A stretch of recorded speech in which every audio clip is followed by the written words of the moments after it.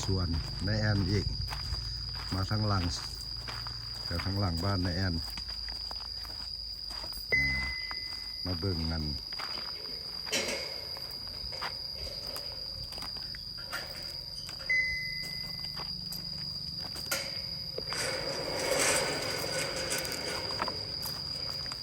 อันนี้มาเบิ่งอันนั้นมาเบิ่งกันสวนเนาะเลี้ยงไก่เลี้ยงเป็ดเลี้ยงไก่นี่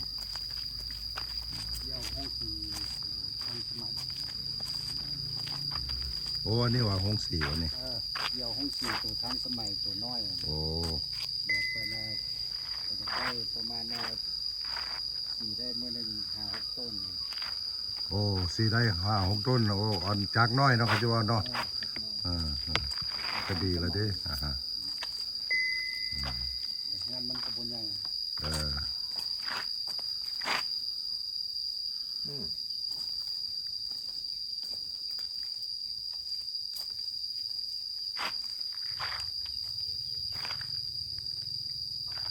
โอ้อันนี้ดินเนี่ยเขาซื้อหากันซื้อใหม่วันนี้ว่าซื้อตั้งแต่พุ่นละกระซื้อโอ้มาได้เลยกับโบหากระซื้อแล้วพอดีซื้อไว้ก่อนมาโอ้ก่อนหน้ามาพอดีซื้อได้หน่อยนึงแล้วก็เขาก็ส่งมาเนี่ยโอ้ฝากหัวเบื้องนั้นไปได้มันเลี้ยงเป็ดเลี้ยงไก่มันหมดนี่ตัวนี้โอ้เป็นคอกเป็ดคอกไก่วะฮั่นนั่นคอกไก่นั่นคอกเป็ดโอ้ดีแล้วเด้นี่นะดินนี่มันบ่แม่น2 ไร่ว่ะ2 ไร่ปลายไม่2 ไร่ปลายเนาะมาแบ่งโอ้มันตั้งแต่สุ่มไผ่กายสุ่มไผ่ไปบ่อนโอ้โอ้ได้ดินงามนะนี่นะต้นไม้มันต้นอย่างไรต้นกุ้งวะมันต้นกุ้งวะตัวนั่นเหรอต้นใหญ่ๆใบใหญ่ๆโอ้ต้นซากว่ะโอ้มันเป็นราคาได้นี่อยู่ในหัวเขาหมดนี่บ่อันนั้นอยู่หัวเขาโอ้อยู่หัวของยูนี่ตัดออกมัดโอ้แล้ววันนี้อันนี้นี่หัวนี่เขาเฮ็ดเองมันวันนี้เขาเฮ็ดเองนั่นโอ้ลงแบบใส่คานอย่างดีได้นึงบ่ใส่คานทั้งกองหน้าที่ทั้งเทิงหันเขาเก่าทันเล็กเฮ็ดแต่มันบ่ให้มันเล็กเอาเล็กเป็นลำมาใส่แล้วก็เอากระไทตัวนั่นขึ้นเนาะถ้าเกิดเราบ่ใส่น้ำมักจับนี่มันแบบเขาสอดเลยวะหรือว่าน้ำมักจับมันอยู่ทางในทางนอกมันเอามาใส่ซื่อๆนี่โอ้ใส่แล้วมันมีเล็กอยู่หั่นโอ้ให้ไทยมันแน่นขึ้นเนาะมันเพราะว่า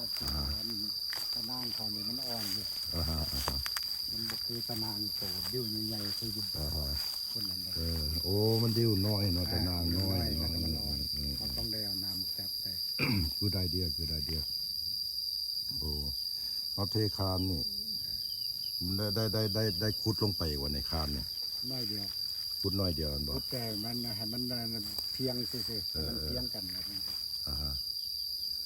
คานนี่ประมาณ30 เซนบ่20 เซนบ่นี่แล้วก็เอาเทเนาะหรือว่าเอาหินเอาเป็นหินบล็อกว่าเฮ็ดคานมันเอาเทเลยบ่เทคานมันเลยบ่โอ้มันก็แน่นหนาแล้วนี่นะเรื่องจอนฟอนนี่คือจะเข้าใกล้บ่ได้เนาะโอ้อยู่นี่บ่เห็นงูนี่ยังเข้าได้อยู่ได้หมองูนี่แต่ว่ามันบ่เห็นเว้ยบ่มีนะยังเงานะก็จะว่าได้มันแบบอยู่นี่แถวนี้มันบ่เห็นคือแถวฮาวายอ่ะฝากจอนฟอนเต็มแล้วเนี่ยอ้อมแล้วบ่อยู่เทิงนี่เขาก็มีลายเขาเลี้ยงไก่จอนฟอนเข้ามากินไก่จอนฟอนเนี่ยมาเป็นแฟมิลี่เลยเล่นมาเอานะคอขาดรถไก่เนี่ยสั้นก็จะได้เลี้ยงหมาไว้แล้วนี่นะเนาะตอนหน้าไปก็ยี่ว่าสั้นนะก็จะได้เลี้ยงเป็ดโตแต่ว่าเลี้ยงหมานี่โดนปะไดแล้วนี่อันเลี้ยงไก่นี่4 เดือนละ4 เดือนแล้วแต่บ่ทันมีอย่างเกิดขึ้นเนาะเลี้ยงแต่น้อยมันน้อยมาไก่น้อยมาเลี้ยงนี่ไก่ลาดเด้นี่นะไก่ลาดไก่นะโอ้ต้นมังคุงงามหลายต้นมังคุงพันยาวได้นี่นะต้นว่าต้นผู้นี่มีต้นผู้สมบัติต้นผู้มันจะเป็นมาก ต้นผัวหมากหนังน้อยจังซี่ล่ะ โอ้แม่นว่ะ อืม เห็นบ่คนอยู่ฮาวายเขาจะปลูกฝังเขาเจ้างูได้แลน มันต้น เอาบ่ได้งู เอา เขา โน เขา ไว้ได้ไล่ทั่วปลูกอยู่เมื่อนั่นปลูกหมากฮุ้งจังซี่ เอาเขาเอาฮีดก้านมันลงฮีดก้านมันลงแล้ววันนี้อันน่ะน้ำที่ว่ามันขึ้นไปเลี้ยงเนี่ยนะ อืม มันสิไปเลี้ยงมากมันแล้วก็อันนั้น ตัวใดดอกที่ว่ามันบ่จับมันเอาออก มันสิบ่ดีกว่าว่ามันสิบ่ให้มากมันใหญ่ขึ้น บ่มันแนวนอนมันหักสิน้อยสิล่ะ โอ้ ต้นปูนน่ะ ข้างในนี่มีต้นหมักสีดาพร้อมมีต้นพร้าวพร้อมอ่ะอันเข้าไปในได้บ่เนี่ยสินำนั่นน่ะหัวหน้าเพิ่นเจ้าของอันนี้เจ้าของฟาร์มไก่ฟาร์มเป็ดมีเลี้ยงกบ เข้ามาก่อนไก่ออกไป มีเลี้ยงกบอีกแล้วนะ มีเลี้ยงกบอีกโอ้ไก่ตีน้อยได้อนี่น่ะมันบอกไก่ตีได้อนี่น่ะ มันแก่ซอดบ่ มันซอดมันโมเมนไก่ตีแท้ไก่ตีแท้มันสิยาวกว่านี้ ตัวแดงหั่น โอ้ ครับแต่ว่าบัดนี้ตัวต้นนี่หั่นมันซอดตัวอันใหญ่ขึ้นมาเดี๋ยวนี้นะ เออ ได้เสื้อพวกนี้ที่เดี๋ยวนี้ โอ้ ตะกี้มันบ่มีเลยบ่มีพอมันเลยเอา โอ้บ่มีพอพันธุ์เนาะ พอพันธุ์มันหั่นเอาตัวน้อยนะ คันที่ว่าเลี้ยงไก่ตีกับคักนั่น เออ อันนี้คลองนี่เขาขุดเองบ่คลองนี่ คุดเอง ขุดเอง ทำเฮ็ดหั่นว่ายีอันให้เป็ดให้อันนั้นลอยอยู่นี่บัดนี้เอาน้ำมาใส่เอาตัวเอาผ้ายางมาใส่เฮาประเทศพิษอันนั้นมันพิษรัก หน้าที่เขาละคุดเจิดลงสิ เออ แล้วเขาแทกว่าพายางใหญ่สำใดแล้วเอาออกมาข้างมันแล้วเขาขี้ดินถม อือหือ บัดนี้เขาบ่มีอันประสบการณ์เลยเขา อืม เฮาเฮ็ดไปว่าซั่นซะ อันนี้ล่ะเขาเจะ ก็บ่ อยู่เมืองไทยเขาเจะเอิ้นว่าคลองใส่ไก่นี่มันบ่ประเภทนี้เนาะ แม่น จนเฮาแปลงเองก็ได้นี่แปลง เอาต่อหน้าไป แต่งเฮ็ดไม่ใหญ่ออก บ่กว้างกับแมตรหนึงแต่ว่าเฮาอันนั้น เอาไว้ว่าเฮ็ด เอ ขอ อ งมันลง เออ อาจจะว่ายาแต่ก็ลองไปสิเบิ่งก่อน ลองผิดลองถูกไปเนาะ คันเฮาอยู่โดนไปบางเทื่อเอาน้ำใส่แล้วคันดิน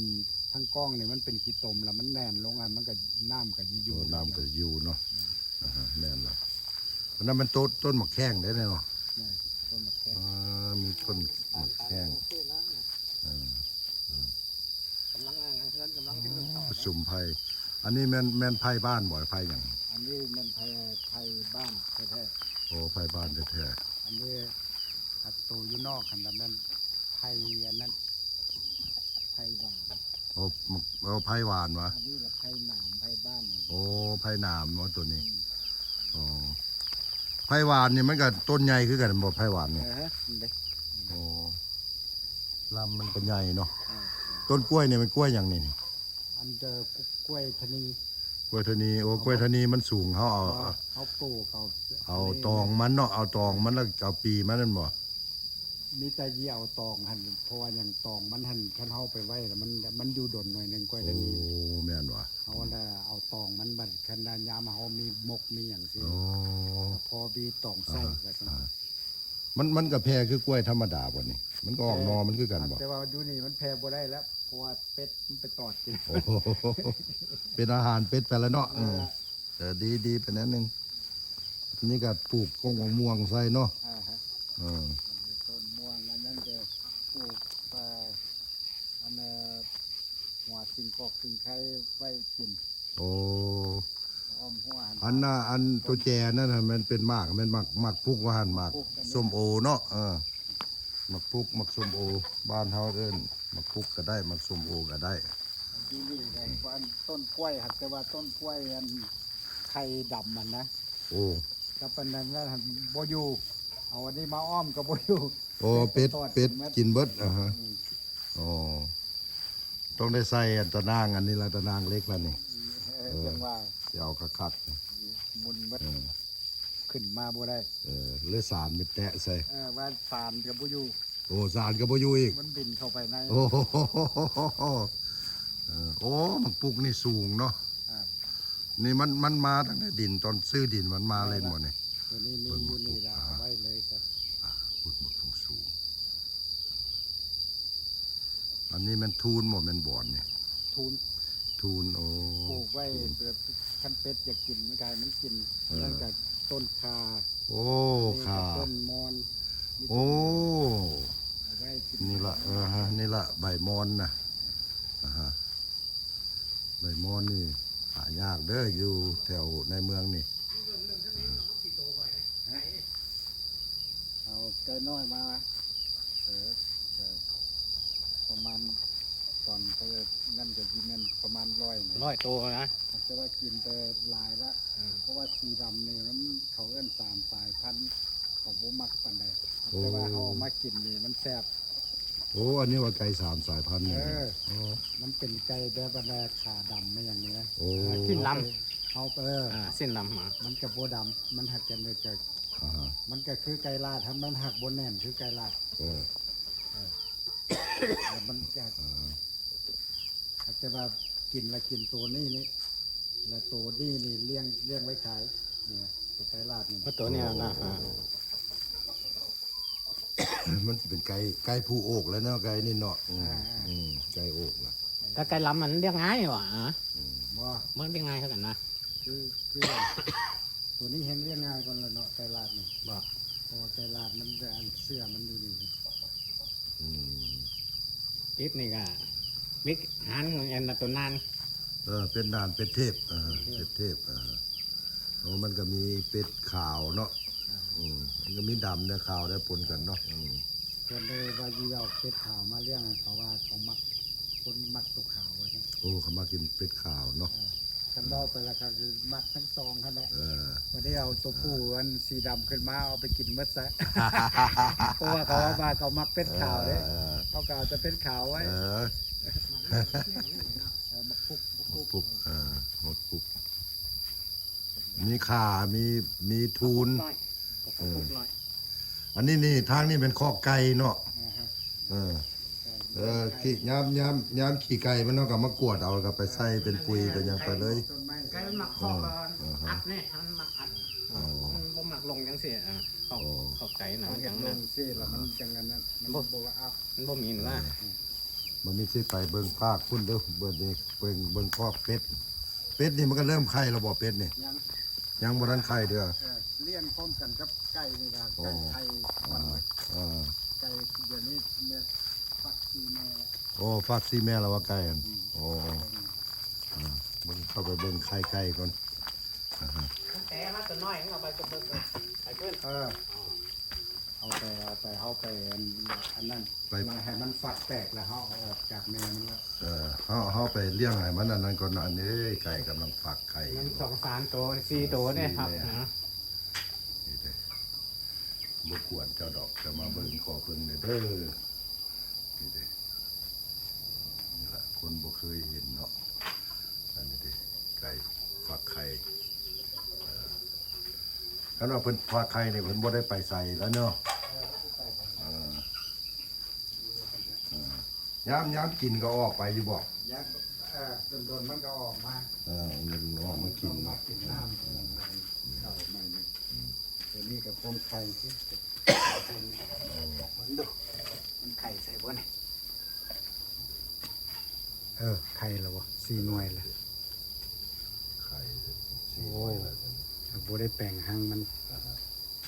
ไม่ต้องได้แปลงหางมัน มันนี่อันนี้เฮาเอาเฟืองเนี่ยเนาะมาเฮ็ดนี่เนอนบ่ เอาเฟืองมาเฮ็ดอันนั้นหางให้มันดู เพราะเฮาไปบ่ายไข่มันนั้นมันจะบ่ห่างว่ะ ว่า โอ้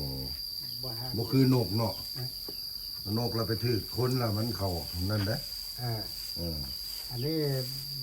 มันบ่ห้าง โอ้ มีแต่ว่าอันนั้นตอนนั้นหันว่าเดี่ยวมาเฮ็ดมันดีๆแล้วบัดนี้มันเฟืองมันเปียก โอ้ ฝนตกใส่บ่ได้เอามาใส่อันนั้น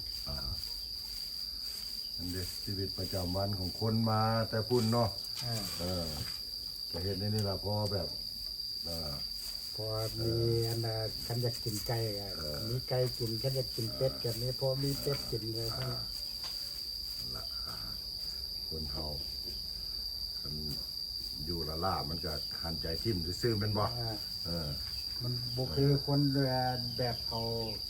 กษียณวิทายมาละมาได้ เออ อยู่นี่เขาต้องได้หารายได้กินเลยหาซอกกินหน่อยหนึง มันต้องมีรายได้เนาะ นั่นแหละเล็กๆน้อยๆทำเดี๋ยวนี้ ต่อไปก็เฮ็ด YouTube ไปนำหั่นละมีเท่าว่ามีรายได้ทาง YouTube แล้วก็สิได้ซอยเบาบางไปได้ ก็มันเป็นอันนั้นได้ก็ดีนะ ก็ฝากเด้อคันว่า YouTube นี่ก็ YouTube นายแอนขึ้นมานี่ก็สิได้สิได้แนะนำสิได้ฝากไว้ล่ะแต่ว่าเพิ่นยังบ่ทันฮู้เชื่อว่าสิใช้ YouTube ซื้อหยังเนาะประเทศละก็สิมาอัปเดตให้เบิ่งนี่เด้ขอไก่เพิ่นก็เฮ็ดสะอาดสะอ้านได้มีคอนมีหยังให้มันจับมันอย่างดีนี่นะพวกก็เบิดหลายเติบเด้อนี่คันสิว่าลงทุนนี่ ตัวนี้ก็นักหลายตัวนั้นจะเพราะว่าอยู่นี่เขาบ่เฮ็ดแต่คือเฮานี่ เราเอาเฮ็ดกันก็สีตูดน้อยขึ้นมานั่นเลยครับถ้าเขาเลี้ยงเป็นเลี้ยงไก่มัดคืนนี่เนาะ โอ้แม่นว่ะ นั่นได้ครับ วันนี้อันคันสิเว้านี่ทุนนี่คอกหนึงนี่เท่าใดนี่ประมาณเท่าใดนี่ ตัวนี้คือตอนอันนี้ก่อนเขามีซึกมีเสือนี่เนาะ อืม ตัวนี้ก็ประมาณ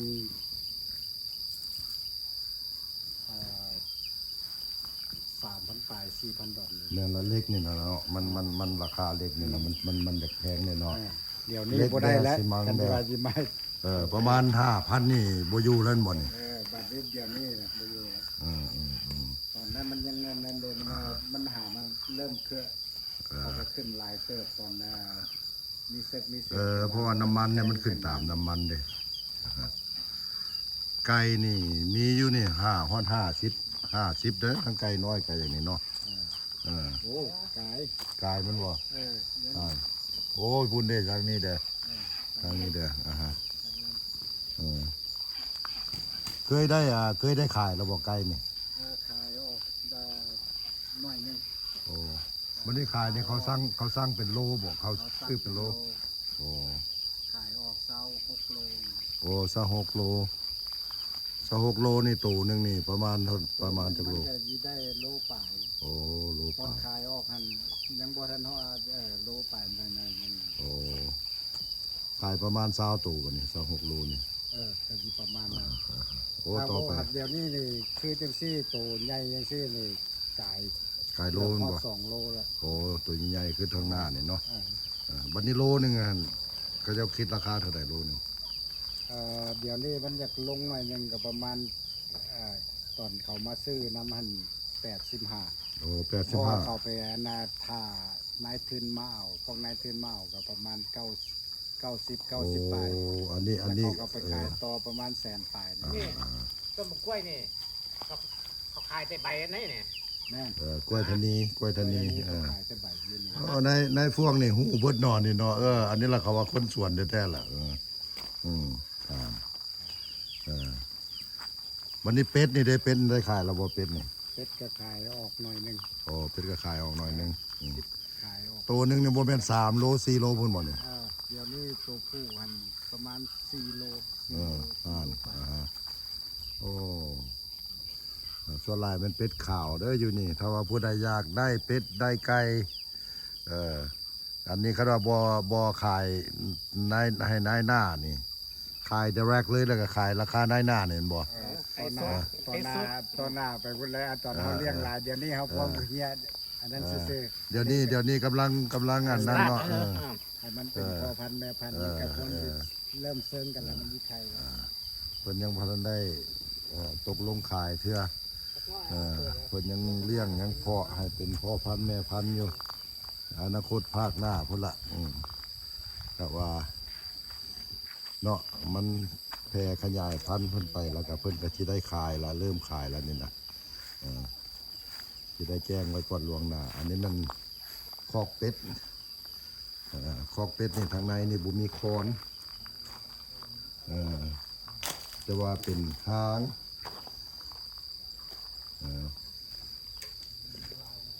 เป็ดนี่หางนี่มันหางอันน่ะหางหำบ่เสือหำบ่หำกับข้าวปลายเนาะ ทำกับเป็นหัวอาหาร โอ้หำกับหัวอาหารเนาะ มีเข้าไปเจ้า เออ ขายของ2ของ4ขึ้นมาพุ่นแล้ว คันมีป่ากล้วยเนาะเวลาเขาเจ้าเก็บมาหมากมันแล้วน่ะเอาต้นมันน่ะ ฮะ เอาหยวกกล้วยเนาะ จังว่าก็เบิ่งไปแต่ละเดี๋ยวนี้เฮายังบ่ทันได้เริ่มมาท่าว่าคันเฮามีห้องสีก็อยากซอกนั่นนั่น เออ แต่เขาก็ซื้อน้ำเขาต้นหนึงก็บ่แพงหรอก เออ แล้วเขาก็มาป่นใส่ แม่น แล้ว แม่ มัน น เฮาก็เริ่ม โอ้อันนี้มันยังเป็นขนบัวอยู่นะนี่ ตัวนี้ยังก็จังว่ามันหาเลี้ยงตัวนี้ โอ้ เอามาเลี้ยงใหม่อันนี้นะ โอ้เรื่องใหม่ ตัว โอ้บ่ทันมีตัวไข่เด้อเนาะตัวแม่นี่เนาะ ตัวนี้มันสุดก่อนมันทำอิฐแห่ง อืม ตอนขายมันก็สุดทำอิฐนี่แหละ โอ้ โตใดบอลมันแบบว่ามันขายแค่โตที่ว่ามันบ่สมบูรณ์ปานใด โอ้ คือกันจังซี่มันบ่สมบูรณ์ในพวกนี้นะ เออมันบ่มียาให้มัน ว่า เขาปนน้ำปนอย่างให้มันว่า มันบ่เป็นอย่างนั้นเพราะว่าปีกมันเตือนนั่นนี่แหละมันแบบว่ามันบ่กลับ โอ้มันจะเหงาแล้วเนาะ มันเหงาตอนยังน้อยหั่นมันปานนี้ตอนนั้นหั่นมันบ่ได้เหงาหรอกเอาไปมันไปขังอยู่หั่นแล้วบัดนี้ครับไปลิ้นหลายนะกินเหล้ากินบัดนี้ฝนตกก็บ่สนน้ำมัน โอ้ มันแค่มันละเลยบ่นั่น อ่า แต่ว่าบ่เป็นหยังจังซี่ แต่นั้นมันก็กลับสภาพเดิมแล้วเนาะบ่กลับเลยว่ะ บ่กัน โอ้ มีแต่ว่าบอกแม่ค้ามาแล้วก็สั่ง โอ้ เขาซื้อนั่นนี่ก็ อ่า เขาเอาหมด โอ้คันว่าปีกมันตกแล้วว่ามันบ่กลับสภาพเดิมได้แล้วเนาะ อ่า โอ้ มันกลับบ่แข็งแรง เข้าใจแล้วมันเขาบ่ได้บวชระบาดเขาบ่ได้เบิ่งมันติดตามเบิ่งมันเนาะ ตอนนั้นไปลิ่นไปยังระบบได้มันแข็งฝนแข็งหยังมันจะ โอ้ตัว แข้งฝนแข้งอย่างนี้ว่าเขาปล่อยตามธรรมชาติเลย ว่าเอามันไปขันไว้ดีนอกขันบอลเห็นบ่ โอ้อยู่นะอยู่บริเวณขอบหัวหั่น มันมีบอลหันเลยก่อไว้ โอ้ขังอยู่นั่นเลยว่า เออ ทั้งตากแดดตากฝนแล้วเนาะ บ่บัดนี้มันมีกังกะสีบ้านเฮานั้นเฮาปลูกเอา อ่า บัดนี้เป็นลิ่นนะบ่เมาแล้วมันก็ ลืมแต่นะ บ่ลืมมันมา เมื่อยก็บ่อยากมาเป็นบ่ บ่ว่า อันนี้ก็บ่ว่ากันเนาะลองผิดลองถูกไปนั่นแหละเอาตาม experience เอาเนาะ ไปตามสภาพ แล้วอันนี้นี่แม่น่ะคุดละไส้สิมังวะนี่โต บ่ได้เลย โอ้เป็นอันนั้นให้พ่อให้มันได้มาเล่นน้ำเล่นอย่างเนาะน้ำลิน ล่างปอกล่างปีกมันเด้ สมิทหันว่าดีเอาตัวบนคลองหันล่ะบัดนี้มันน้ำ น้ำมันบ่อยู่ เอาพยางมาแล้วมันพยางพังพยางตกลงไปหันเลยบ่ได้ทันได้แปลงเลยไม่ พยางน้อยก่อนคันจะว่ามันบ่กว้างพอ บ่กว้างพอ บ่กว้างพอที่เขาเอาดินมาทับทั้งเทิงนั่น มัน บ่ พอดีพยางหันมันขึ้นมาขอบมันพอดีเลย โอ้บ่มีเหลือมาบ่เป็นเงือนมาให้ เงินหน่อยเดียวบัดนี้แล้วเฮาขุดผิดหลักหน้าที่เฮาขุดแล้วเฮาเจิด ขุดเจิดลงดินมันก็บ่เจือน บ่เจือนแม่นล่ะอันนี้ อันนี้ดินมันเจือนโอ้ เจือนแล้ว เข้า มัน ใจ ทับ ละ พยางเลยวางพยางไว้อยู่ อันนี้ก็จะได้เรียน experience ไว้เด้อตัวนี้เด้อถ้าผู้ใดจะขุดคลองใส่ไก่หั่นน่ะอย่าจะไปขุดลงซื่อต้องขุดเจิดลงนะฮะขุดเจิดลงเนาะเอาผ้ายางมาใส่นี่ไปน่ะดินมันก็บ่เจือนโอ้ไก่นี่ก็เสื่องขนาดเนาะตอนนั้นคนเดี๋ยวมันบ่ย่านคนเลย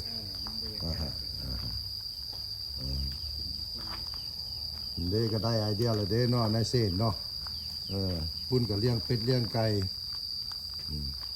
เด้ต้นมะฮุงต้นนั้นมันก็ใหญ่เด้โอ้ต้นแม่โอ้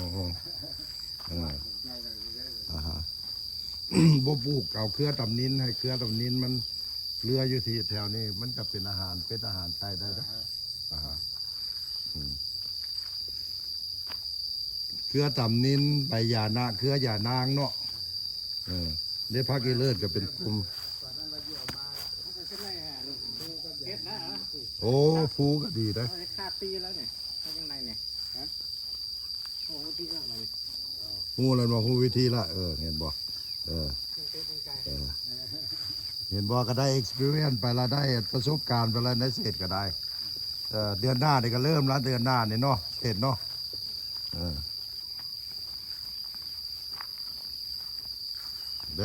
ฝากติดตามช่องเด้อ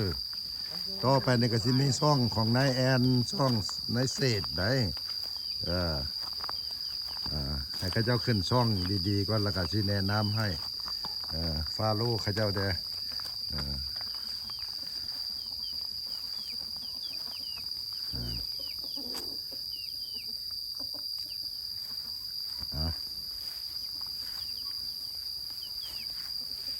ขอฝากเลยเด้อกดไลค์กดแชร์กด Subscribe ใส่เด้ออันนี้มันช่องของ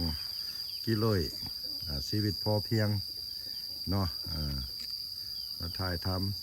ำให้พี่น้องได้เบิ่งหั่นละโดยเฉพาะเราเป็นคนไอว่าเนาะเรียกว่าฝากได้อยู่ฝรั่งเยอรมันออสเตรเลียอเมริกาญี่ปุ่นได้กับคนลาวเนี่ยเนาะฝากกดไลค์กดแชร์ให้เด้อขอบใจหลาย